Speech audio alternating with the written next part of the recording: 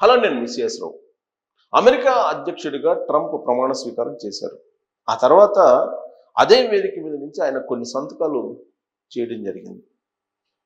ఆయన 78 అంశాలను రద్దు చేస్తూ సంతకాలు చేయటం జరిగింది.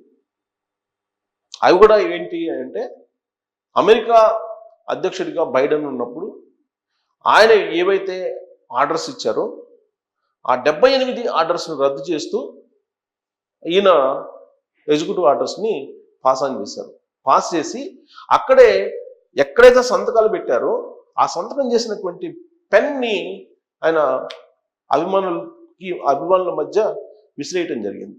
ఆ పెన్ పవర్ అంటే ఏంటో చూడండి అన్నట్టుగా ఆయన పెన్ అలా విసిరేయటం జరిగింది. 78 అంశాల మీద ఆ రోజున అమెరికా అధ్యక్షుడు బైడెన్ ఉన్నప్పుడు తీసుకున్నటువంటి నిర్ణయాలని రద్దు చేస్తూ ఆయన ఒక సంతకాలు చేసి ఆ పెన్నుని ప్రజలలోకి విసిరేశాడు. ఇదొక అంశం. 47వ అమెరికా అధ్యక్షుడు ఈయన. ఈ 47వ అమెరికా అధ్యక్షుడిగా ప్రమాణ స్వీకారం చేసిన తర్వాత 78 సంవత్సరాల ట్రంప్ వందలాది ఎగ్జిక్యూటివ్ ఆర్డర్స్ ఇవ్వడానికి సిద్ధపడ్డారు. ప్రతి ఎగ్జిక్యూటివ్ ఆర్డరు మీద సంతకం చేసేటప్పుడు కేరింతలు పలికారు అక్కడ ఉండేటువంటి ట్రంప్ అభిమానులు. 78 సంవత్సరాల ట్రంప్ 47వ అమెరికా అధ్యక్షుడిగా ప్రమాణ స్వీకారం చేసినటువంటి సందర్భంగా ఏర్పాటు చేసినటువంటి వేదికలను కనుక మనం చూస్తే కనుక అక్కడ మరొక రకంగా అమెరికా తయారు కాబోతుంది, అమెరికా ఫస్ట్ కాబోతుంది, మేక్ అమెరికా గ్రేట్ అమెరికా దిశగా తీసుకెళ్ళబోతున్నారు అనేటువంటి కేరింతలు అక్కడ వినిపించాయి. దానికి తగిన విధంగానే రాబోయేటువంటిది స్వర్ణయుగం అని చెప్పేసి ట్రంప్ చెప్తూ ఈ మొత్తం ఎగ్జిక్యూటివ్ ఆర్డర్స్ మీద సంతకం పెట్టేశారు. 78 సంవత్సరాలనంటే హయ్యెస్ట్ ఏజ్ ఉన్నటువంటి అమెరికా అధ్యక్షుడిగా ఆయన 47వ అధ్యక్షుడిగా ప్రమాణ స్వీకారం చేశారు. చేసిన తర్వాత ఆయన తీసుకున్నటువంటి మొట్టమొదటి సంచలనమైనటువంటి నిర్ణయం ఏంటంటే, అమెరికా గడ్డ మీద పుట్టినటువంటి వాళ్ళకి పౌరసత్వం ఉండదు, ఉండే అవకాశం లేదని చెప్పి ఒక సంచలనమైనటువంటి ప్రకటన చేశారు. అది ప్రపంచవ్యాప్తంగా కూడా చర్చనీయాంశమైంది.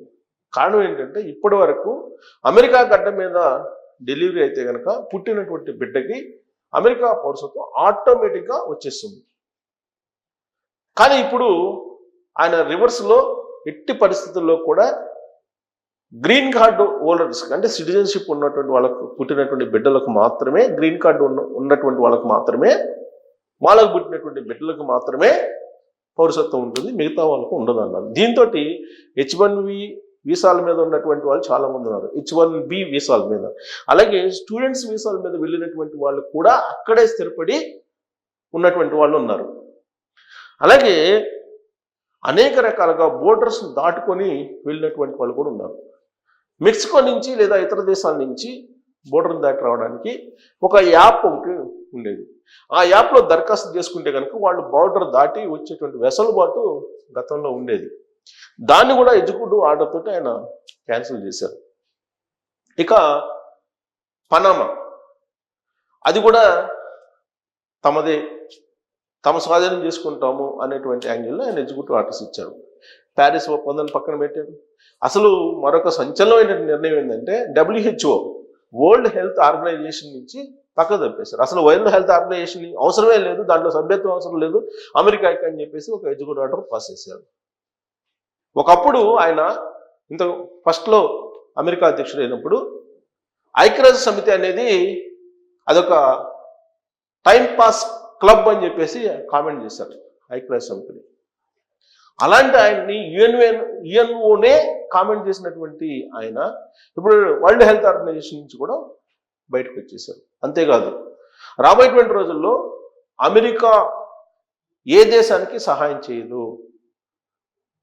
అలాగే స్వయంగా ఉత్పత్తులని ఆయిల్ నిల్వల్ని పెంచుకోబోతున్నాం అని చెప్పి కొన్ని విధానపరమైనటువంటి నిర్ణయాల్ని బయటపెట్టారు.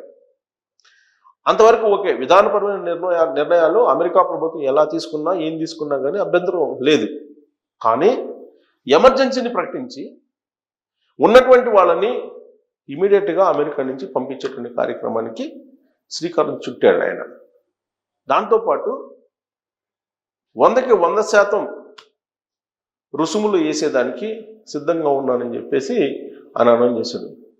అమెరికా మీద ఆధారపడ్డటువంటి కెనడా, మెక్సికో ఇలాంటి దేశాలు అల్లాడిపోతున్నటువంటి పరిస్థితి. అమెరికా ఉత్పత్తుల మీద రాబోయేటువంటి రోజుల్లో సుంకాలు వేసేటువంటి కంట్రీస్ ఏవైతే ఉన్నాయో వాటి మీద 100% భారం వేస్తాం, సెస్ వేస్తాం అని చెప్పి ఆయన వార్నింగ్ కూడా ఇవ్వడం జరిగింది.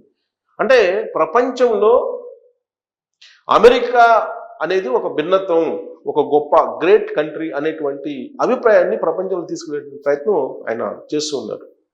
ఎప్పుడైతే యుఎస్ఎస్ఆర్ బలహీనపడిందో, అలాగే చైనా ఆర్థికంగా ఉన్నప్పటికీ కూడా యుఎస్ఎస్ఆర్ బలహీనపడటంతో అమెరికా ఇప్పటి వరకు పెద్దన్న పాత్ర పోషిస్తుంది.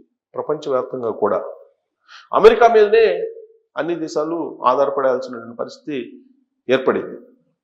ఆ దిశగా వాళ్ళ విధానాలు ఉన్నాయి. ఇప్పుడు ట్రంప్ కూడా అదే యాంగిల్లో వెళ్ళటానికి ఆయన ప్రయత్నం చేస్తున్నారు. ఇప్పటి వరకు జరిగినటువంటి పరిపాలన, అంటే డెమోక్రటిక్ పార్టీ తరఫు నుంచి జరిగినటువంటి పరిపాలన, జో బైడెన్ చేసినటువంటి పరిపాలన ఒక విధ్వంసకర పరిపాలన అని చెప్పి ఆయన అభిప్రాయపడుతున్నారు. అసలు చరిత్రలో, అమెరికా చరిత్రలో ఇలాంటి దారుణమైనటువంటి పాలన మరొకటి ఉండదు అని చెప్పి ప్రస్తావించారు. అందుకే జో బైడెన్ తీసుకున్నటువంటి అన్ని నిర్ణయాల్ని ఒకేసారి ఒకే రోజు ఫస్ట్ డే మొత్తం రద్దు చేసిస్తాడు ఆయన.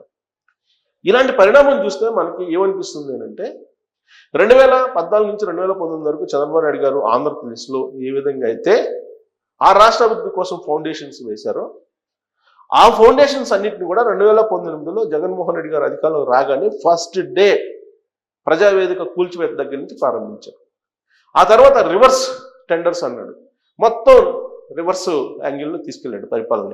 సేమ్ టు సేమ్ అదే తరహాలో అమెరికాలో కూడా అమెరికా అధ్యక్షుడు ట్రంప్ ఆ దిశగా అడుగులు వేస్తున్నట్టు కనిపిస్తుంది అనేది ఎన్ఆర్ఐలు, ప్రత్యేకంగా తెలుగు వాళ్ళు, అక్కడ ఉండేటువంటి వాళ్ళు కొంతమంది అభిప్రాయపడుతున్నటువంటి పరిస్థితి.